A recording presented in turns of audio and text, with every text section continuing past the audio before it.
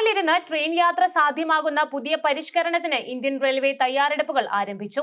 കൊങ്കൺ പാതയിലൂടെ roll on roll off service നടപ്പാക്കാനാണ് railway ഒരുങ്ങുന്നത്.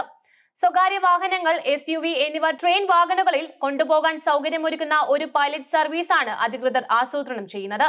പദ്ധതി പ്രാവർത്തികമാക്കുന്നതോടെ സ്വന്തം കാറിനുള്ളിൽ തന്നെ ഇരുന്ന് ട്രെയിനിൽ യാത്ര ചെയ്യാനുള്ള അവസരം യാത്രക്കാർക്ക് ലഭിക്കും. വരാൻ പോകുന്ന ഗണേശോത്സവവുമായി ബന്ധപ്പെട്ടാണ് കൊങ്കൺ റെയിൽവേ ഇങ്ങനെയൊരു പുതിയ സർവീസ് നടപ്പാക്കുന്നത്.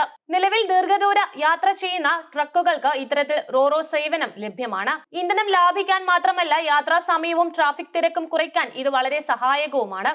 പുതിയ സംവിധാനം നടപ്പിൽ വരുന്നതിന്റെ ഭാഗമായി വാഗണുകളിൽ കാറുകൾ കൊണ്ടുപോകുന്നതിന് വേണ്ട മാറ്റങ്ങൾ വരുത്തും. ഇതിനുള്ള നടപടികൾ ആരംഭിച്ചിട്ടുമുണ്ട്.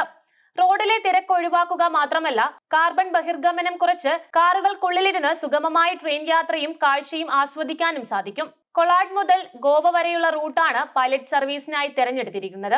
ഓഗസ്റ്റ് 27 മുതൽ പദ്ധതി ആരംഭിക്കുമെന്നാണ് കൊങ്കൺ റെയിൽവേ അധികൃതർ നൽകുന്ന സൂചനകൾ.